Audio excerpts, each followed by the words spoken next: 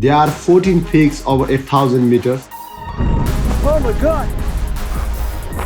And I have climbed all of them.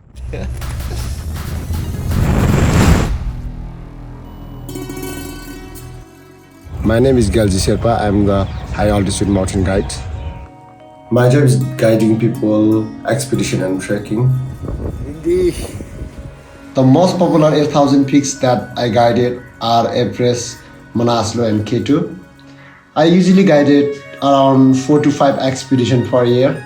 I'm doing this job has been more than 17 years.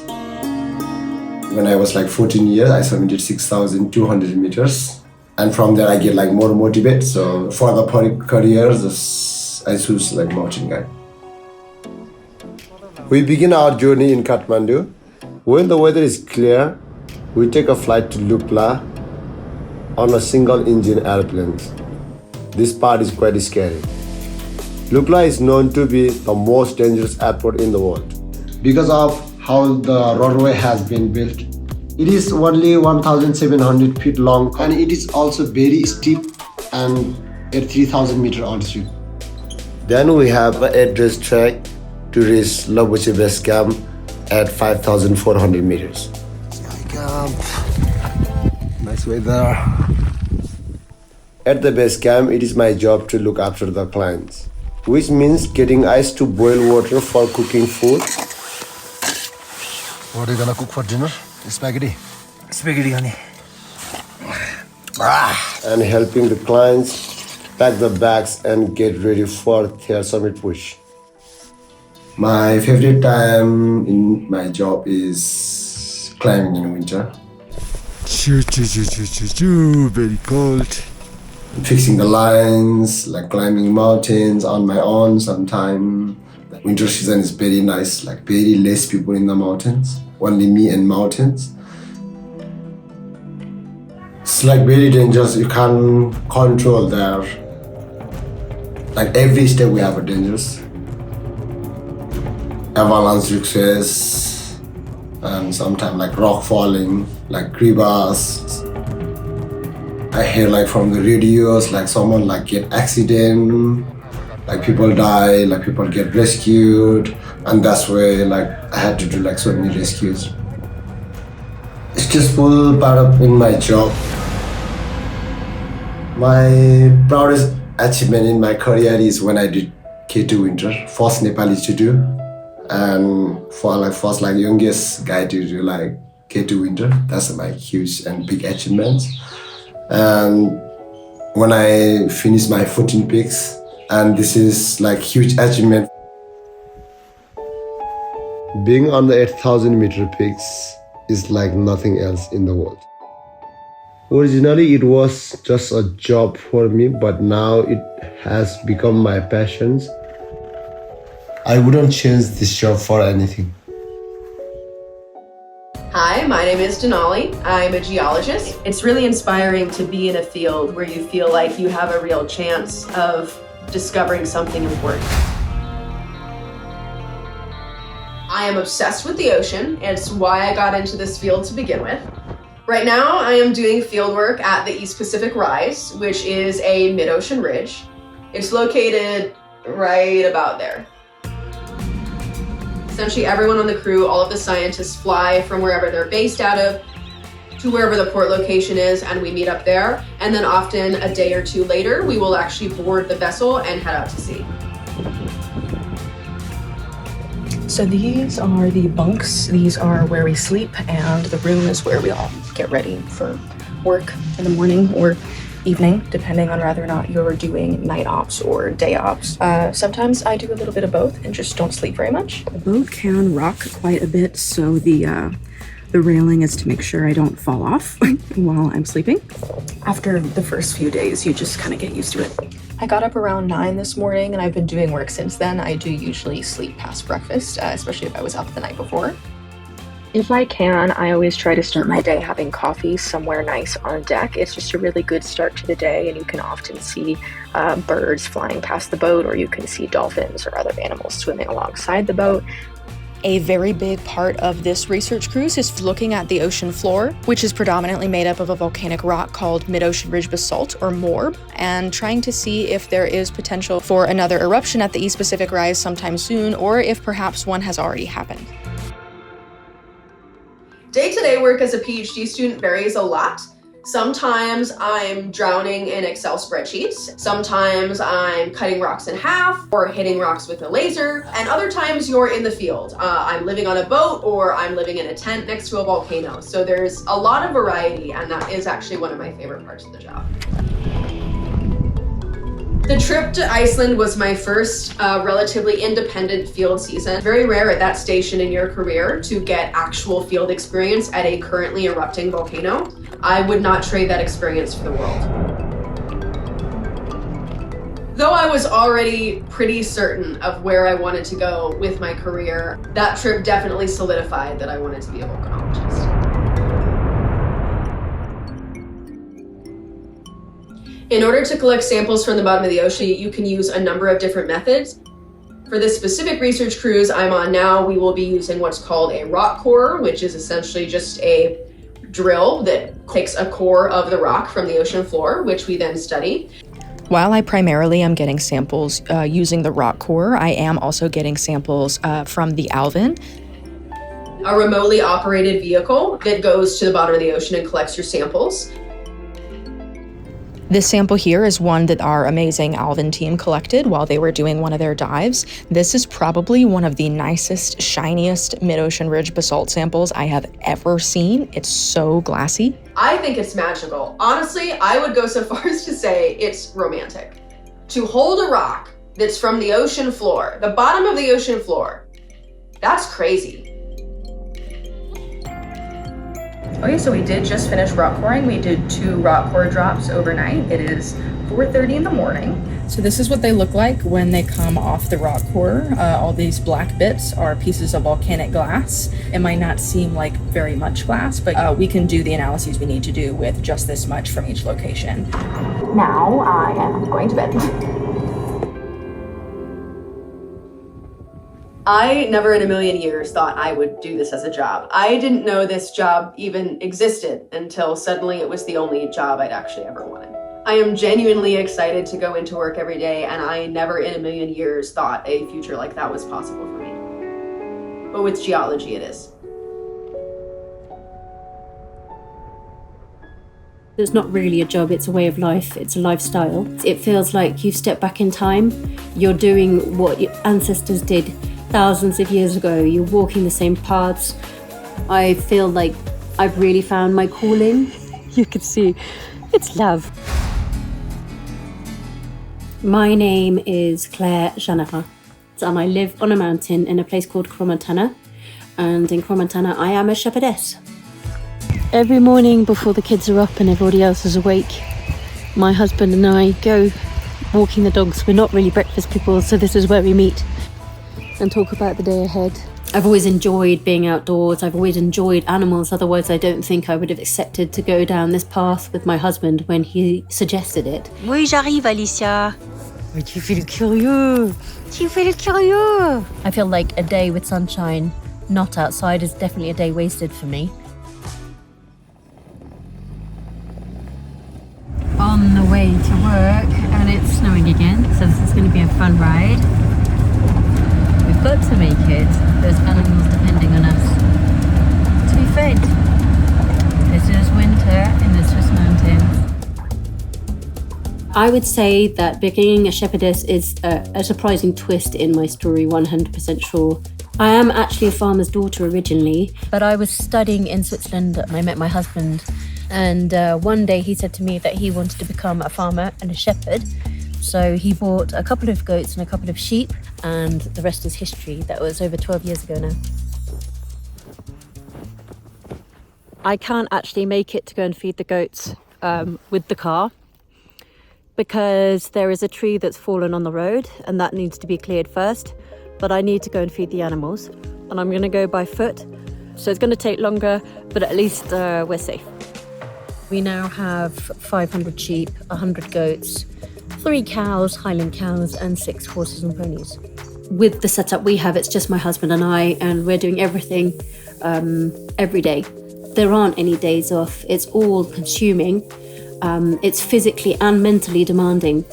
Where the snow hasn't been cleared, you can see that it's clearly above my knees. Fun times. We live very much like animals, so the year changes a lot for us, particularly in terms of seasons. In the winter, you're feeding your animals twice a day, and you're lambing or kidding. In the spring, you're moving them every couple of days to new pasture. And then in the summer, you're going up every day and moving with the animals along the alpage for new grazing. So it is time consuming and the jobs are never done. Foraging skills on point. Oops.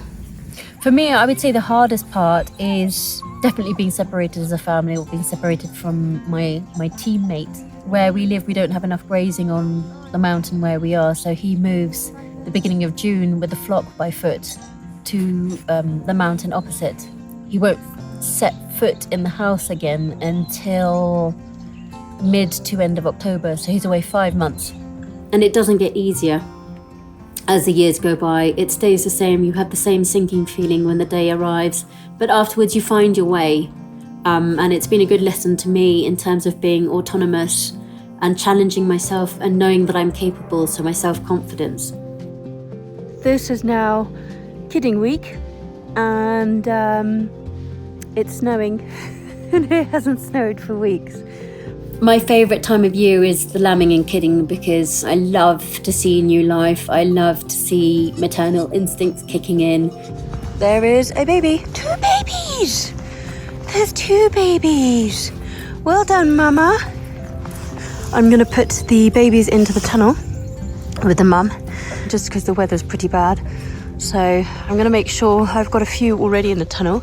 It's just incredible to be around new life. It always brings a sense of hope. It's just incredible. It's indescribable. Yeah. Hi. She's happy with life. She was born yesterday. And then the 2 twins, which were my firstborn. This is a boy and a girl. Working with any animals and machinery is obviously dangerous because you never know what's going to happen. That's just part of the job. But we do have some added extras being on the mountains. This is Alicia. She's a livestock guardian dog. And I have her here with the goats because we've got lynx that have been spotted just over the hill, over here, just beyond our barrier. So Alicia is keeping an eye out, making sure that no potential predators enter the domain. Wherever I am, she knows exactly where I am. I think as soon as an animal reciprocates the love and the trust that you show to them, they've got my heart. They become part of the family in many ways. This is Caramel. She's one of my favourite goats. In fact, she's a family favourite. All of our children have grown up with her. So she's one of the animals that have taught them how to interact with animals because she's been so patient and so kind. So she's definitely a family favourite. What working with animals or being with animals and living in nature and so in tune with nature gives to me is uncomparable to doing anything else. And being able to do that with our children and offer that lifestyle to our children, which is so rare these days and becoming more and more rare, and how I've seen our children grow up and who they are becoming, I know that this has been the right choice. Despite the hardships and the sacrifices, it completes me as a person, and I wouldn't change it for the world. My name's Connor Gordon. I'm a carpenter and I'm currently living and working at Casey Station, Antarctica.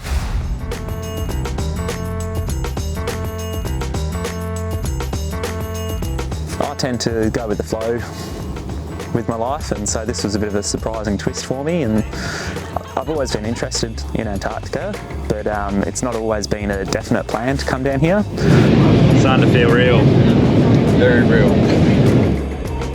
Thought, yeah, that's it. I'm doing this, and that was my focus from that point. About to land, it's our new home.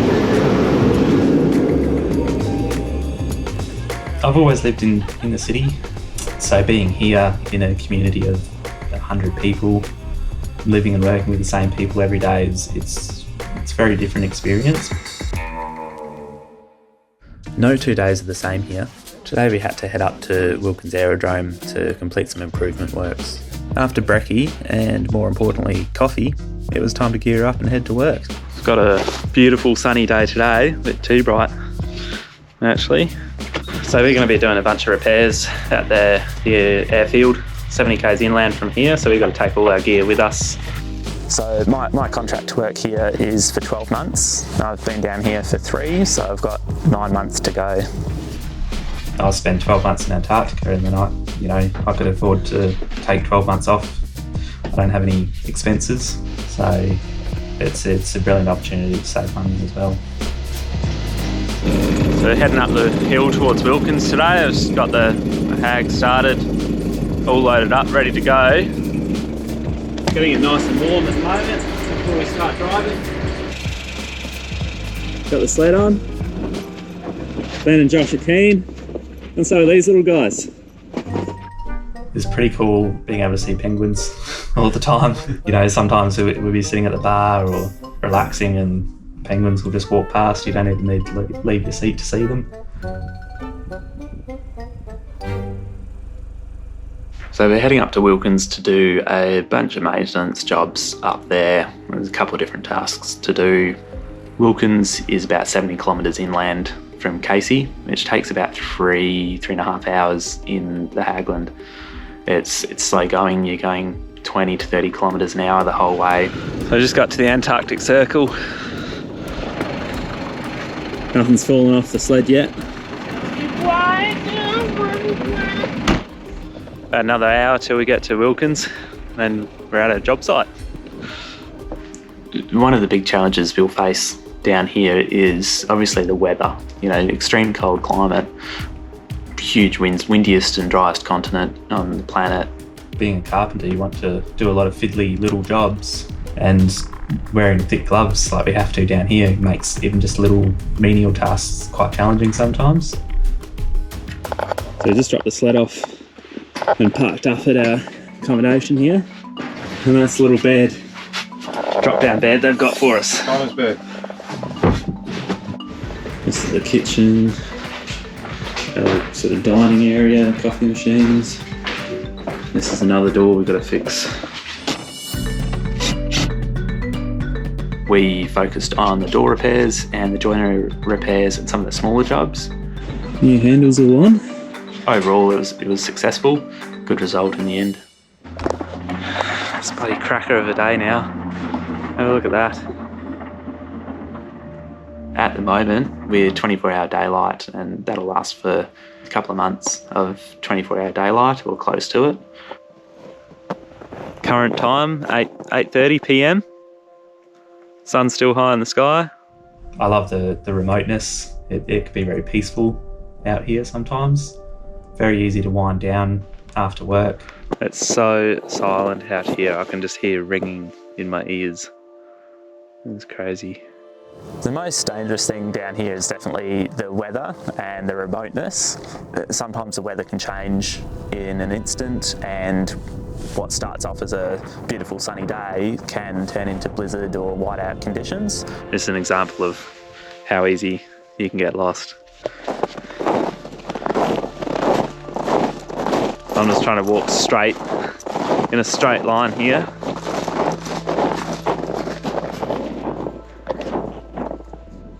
You can see our sort of footsteps are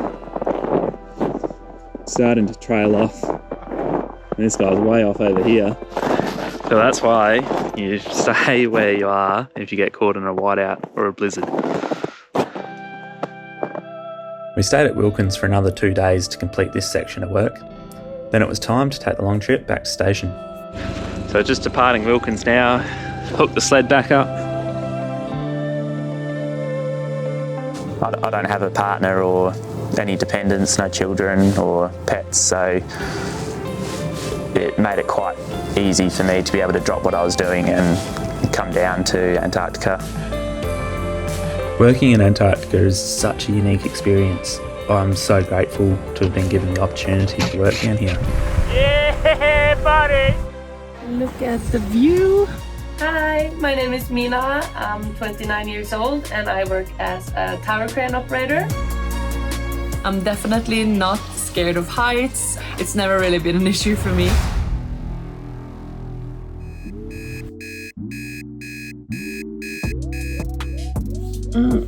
You want to know how early it is? Too early. I sleep as much as I can and I get up and I go. I think it's like minus 15 degrees Celsius, so gotta get dressed. I started doing this job about 3 years ago and it's actually very random. I didn't do anything like it before. This was definitely not something I imagined doing as a child. Let's go.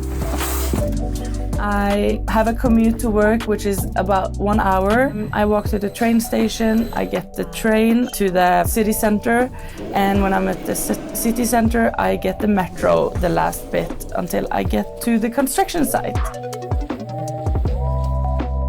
I have to wear steel-toe shoes and visibility gear on my upper body, and then I have a helmet and gloves. This crane where I work right now is 60 meters high and there's 11 ladders. Halfway there. And it takes me about maybe 8 or 9 minutes to climb up those ladders. I love heights and I love maybe like the unusual kinds of jobs.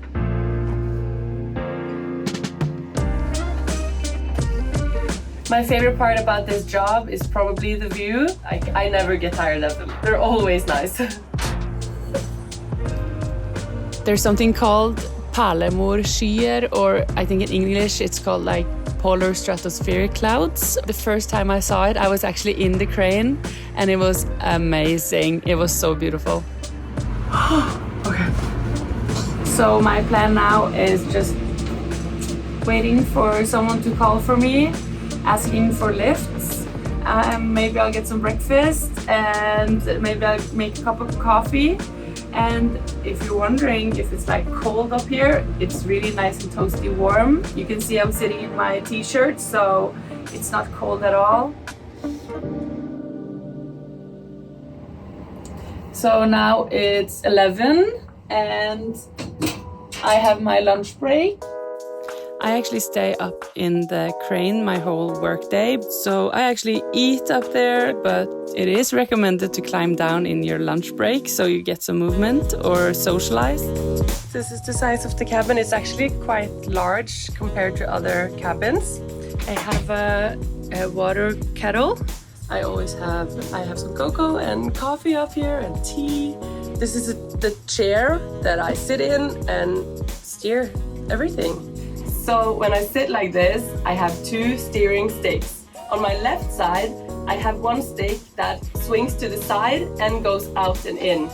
So that's what this does. And then on this side, I have a stick which goes up and down. Here's some information that I use when I drive. For instance, I can see how far out I am on the jib, and then how far up and down I am. If I have something on the hook, this is how much it weighs, and this is how much it's the max I can have.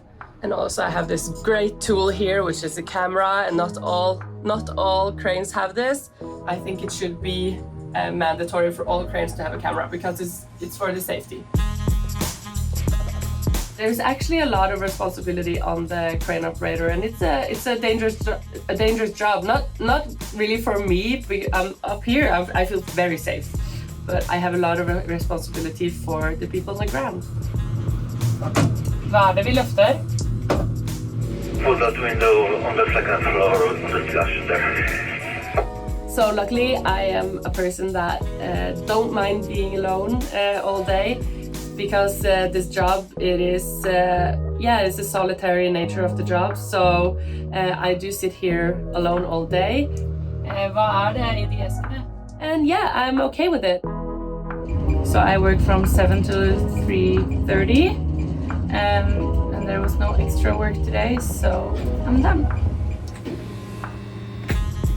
And there we go.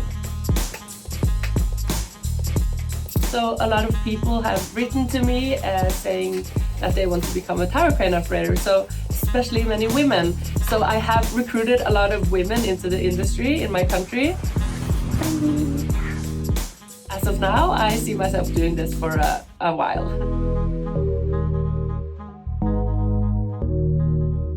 Biggest waves as I see on the water, it's more than 25 meters.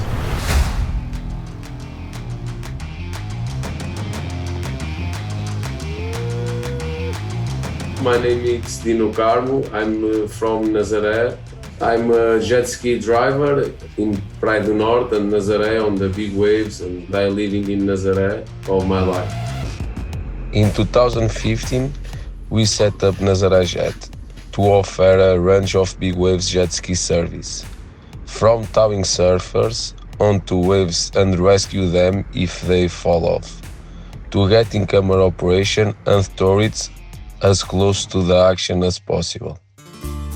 My life, it's around of the ocean. My grandfathers are fishermen. When I'm young, I start going to the water alone with 5-6 years and flip me. I respect a lot of the seas, and now I'm 1000% confident to are on the water in all the world. Olá, bom dia. Tudo bem? This is the harbor of Nazaré. Praia do Norte, it's a really dangerous beach. It's not a beach for beginners. The waves are giant, more than 20 meters, a lot of wind, rain, and it's a really powerful wave. And yeah, I help in a lot of dangerous situations. This is our spot. Diogo is here, start prepare the radios. This is the radios, Jesus to talk with the spotter. Diogo check. I start prepare now the jet ski. The important equipment I use, it's the jet ski, as need a jet ski with a lot of power, because on the white water, if you don't have a lot of forces and a lot of power on the jet ski don't move. Checking the oil there, fins, and some problem. It's on. Perfect. Also, as need a life sled on the back of the jet ski to do the rescue if someone's fall off the surfboard or fall out of the jet ski. This is a life sled. If someone fall or to rescue the surfer, it's much more easy going to the jet ski again on this board. This is to put the feet under, right? And you can fall back because this help you with your feet, okay?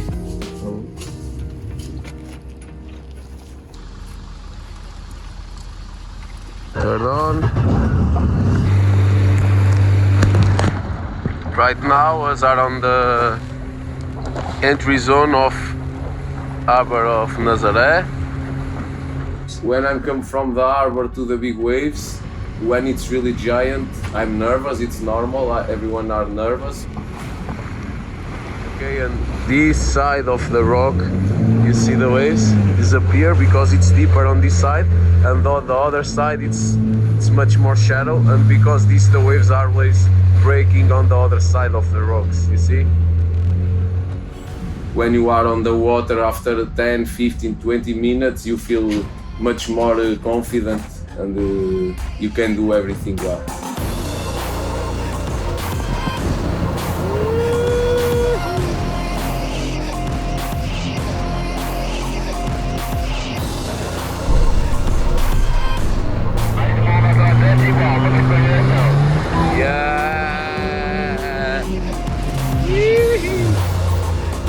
The worst thing can happen in Nazaré, I think it's your jet ski stop.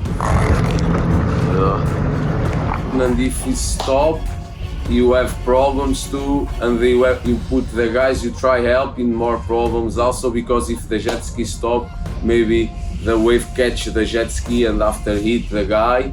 It's not normal as have accidents, but sometimes accidents pass, and you need to stay attention all the time. You need a good jet ski. It's really important.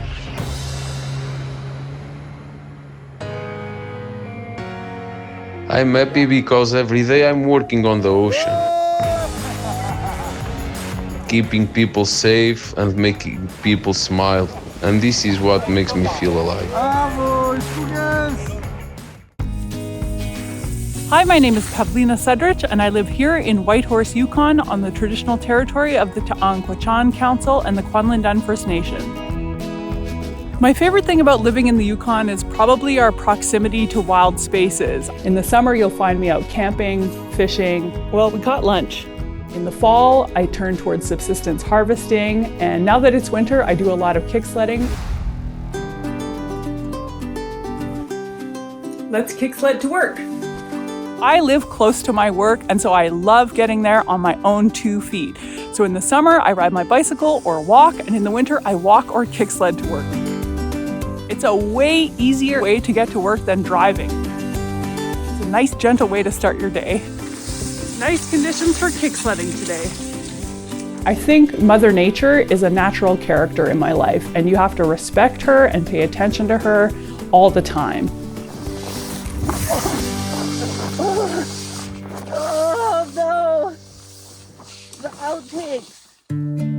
I have to pay attention to whether it's minus 40 degrees Celsius and change how I'm going to get to work, how I dress to go to work accordingly. I work for the government of Yukon. My position involves a lot of reading and then moving a lot of paperwork along. I watch TV, I read books, I cook, but mostly my true passion is being outside in the outdoors. I love our seasonal changes. We have 21 hours of daylight in the summer and 21 hours of darkness in the winter.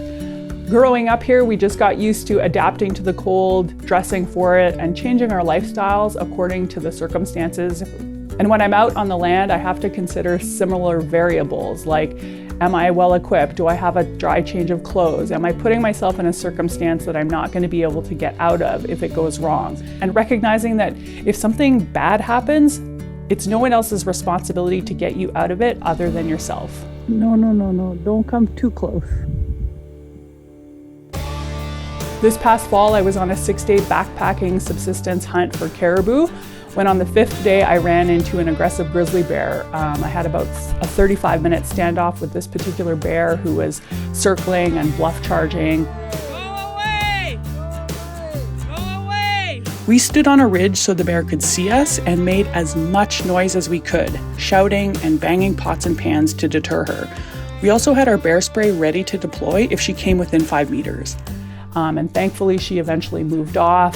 But certainly those are some real life experiences that you may encounter. And while it's important to be experienced and prepared, sometimes you do end up in circumstances that are dangerous and very uncomfortable. The lifestyle I had growing up here was extremely unique and special, and I'm really glad that I've been able to continue on in that lifestyle as an adult. And as soon as I realized that other people in the rest of Canada and North America didn't have access to outdoors and recreational activities and nature in the same way we did, I couldn't wait to get back home. And I love my lifestyle here.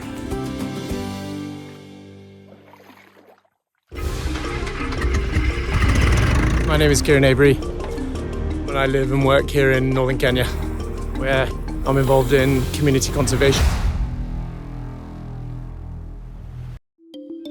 Northern Kenya is a critical landscape for the people, the livestock and the wildlife that live there. So this is where I wake up. This is home. Quite a lot of resident wildlife. And this chap is near the house. I managed to get him out of the bushes into this bucket, so we'll go and release him a long way away. I'm employed by a US-based B Corp called Native. My role is operations-based, so I'm field-based, looking at projects on the ground. With human population growth, there's been big changes in northern Kenya over the last 50 years, and ultimately the land is struggling to support the number of livestock that the people have here. This is the tool which is invaluable for these landscapes where it's so big, you're talking about millions of hectares. It really opens up the landscape to us. And today I'm really interested in checking out these areas to the east of the project in here. The aim is to work with communities who are all pastoral communities to look at their livestock management so that they can utilize the rangelands in the most efficient way, and in doing so grow more grass, because it is a severely degraded landscape. It brings these communities together who normally fight each other and in effect brings back that sort of nomadic pastoralism that has always worked and kept these places as unique and wild as they always are. I'm a vet by training, so I'm privileged enough to be called in every now and then to help out with the occasional wildlife translocation or rescue. Elephants getting stuck in mud is actually quite a common occurrence in these dry areas, just because of that draw to sort of depleting water sources after the rains. The people give us a ring in the morning to say, there's elephants stuck in this mud and there's no way they're going to get out themselves. The dead weight of an elephant is remarkable, and when they're stuck in that mud, it just makes it even more challenging. We had to call in a four-wheel drive tractor from a neighboring ranch who generously donated that.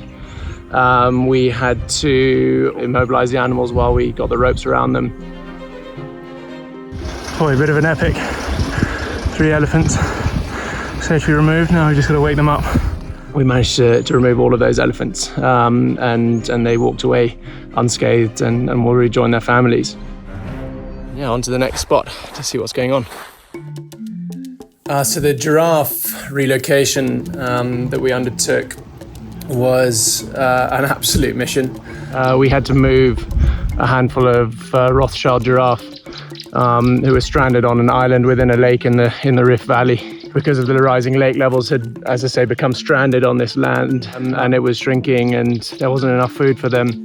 Moving giraffe across water is about as risky as it comes. What we had to do was to build a barge which could take the weight of a giraffe and obviously be stable enough with the height of a giraffe. Fingers crossed he'll remain relaxed, and then he'll be in his new home. Exciting times. This project, along with RUCO, the Community Conservancy, is really exciting because it's effectively reintroducing Rothschild giraffe back to their native range. Yeah, we were just thankful that it was ultimately a success. I feel so privileged to be working in this space.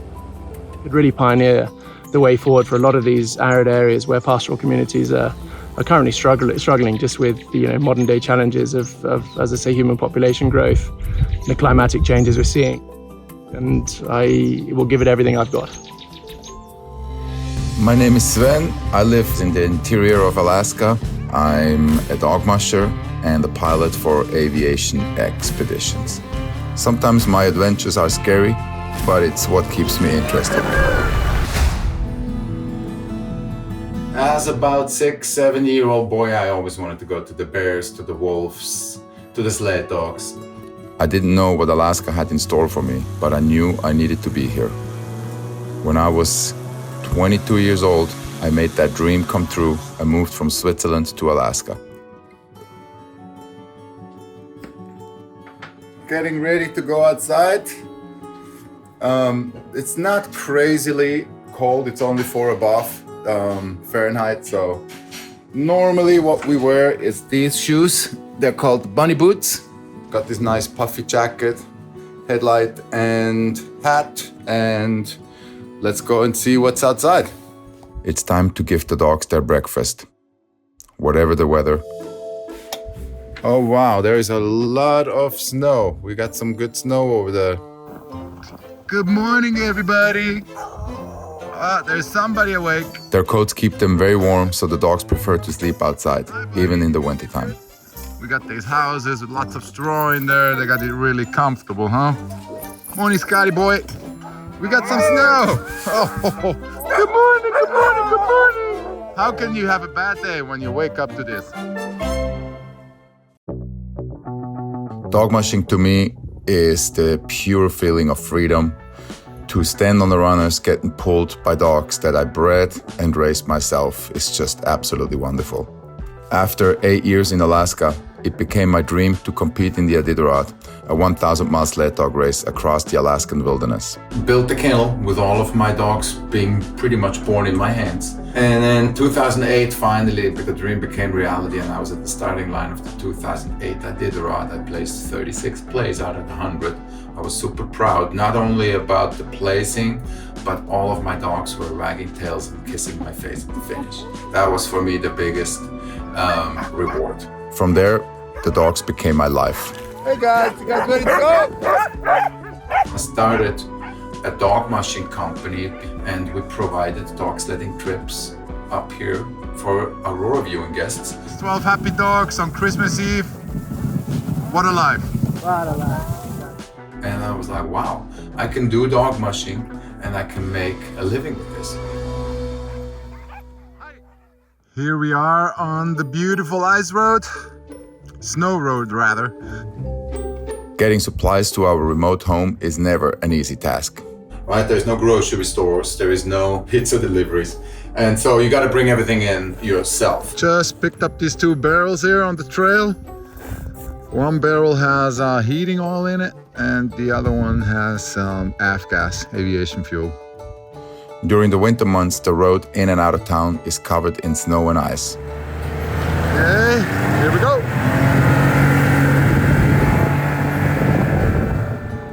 In Alaska, you have to be very adaptable. We have 50 below in the winter, but we can have 85 above in the summer. So with that, of course, you have to do a little bit different things, especially if you're in a winter-oriented sport like dog mushing. And that's why I started my aviation expeditions business. Oh, this is how I feel about my bird, AKA milk and honey. It's been a dream. This airplane has taught me so much.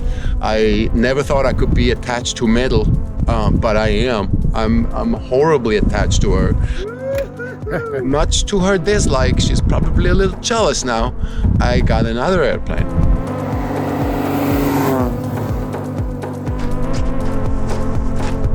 Okay, so this is the upgrade. This is the one that Milk and Honey is not too happy about. As much as I love Milk and Honey, I needed a bigger plane that I could use commercially.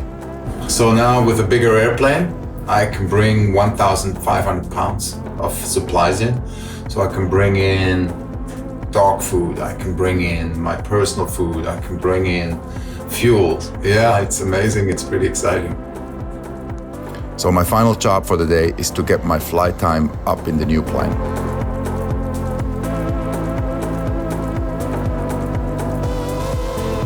I was scared to come here because living your dream is not always easy. It's hard. Once I was here, I was a flower going up, I felt like an eagle spreading their wings after they were tied together in Switzerland. It was very natural. I love my life here in Alaska, and I'm so glad that I had the courage to make that move all those years ago. It's a feeling that you cannot experience unless you are really there. And to take the world along and to see why Alaska is so incredible is, I feel blessed.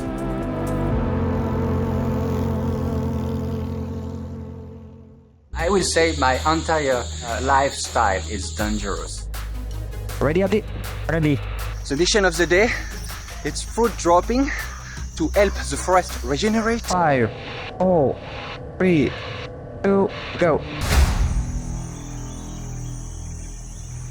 5:15 in the morning. This is how I wake up here in the jungle of Borneo with the son of the gibbon. My name is Shani. I'm originally from France, but I live for the last 25 years in Indonesia, in Borneo, in the forest. I'm the CEO and founder of the Kalawet Foundation. We work in Borneo, Sumatra and Mentawai to save animals and forests.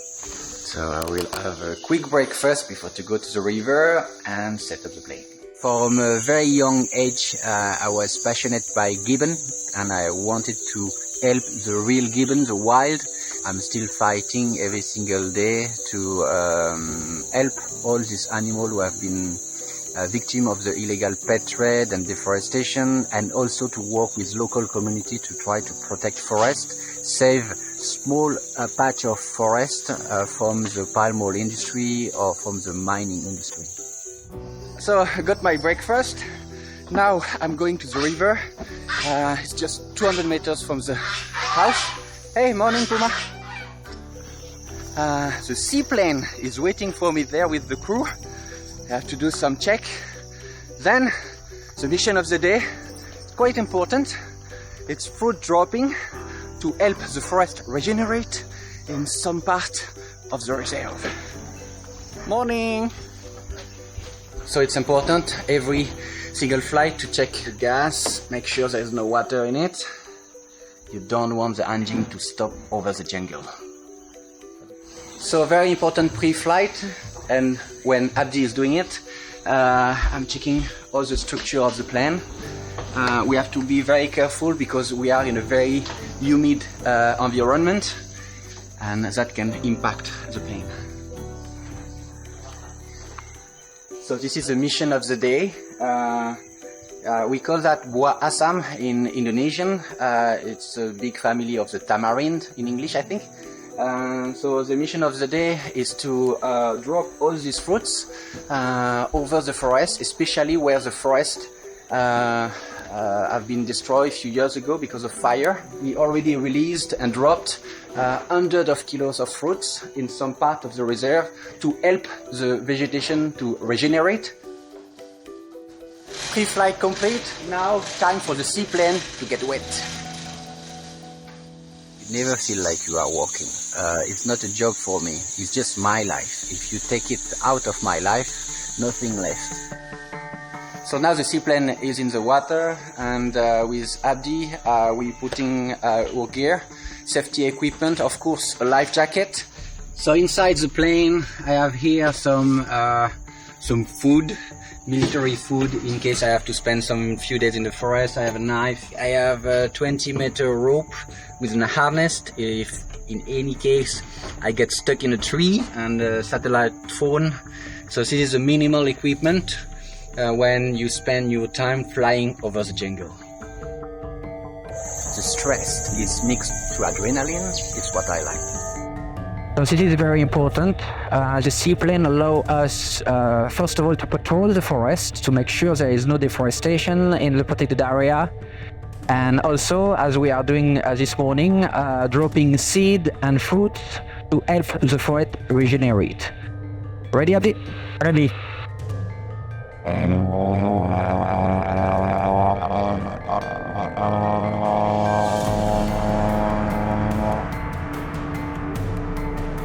It's so efficient, but it's also great fun, and I love to mix fun and the fight.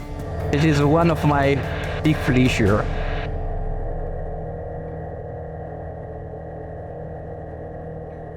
Okay? Okay. Okay, you can start in 5, 4, 3, 2, go.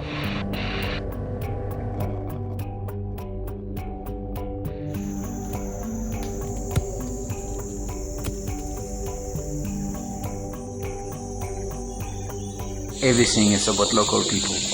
Everything is about Indonesian young generation and doing it with them. And this is the most important thing, and the thing I want to share with my kids. And you know, that great feeling that we make a difference today.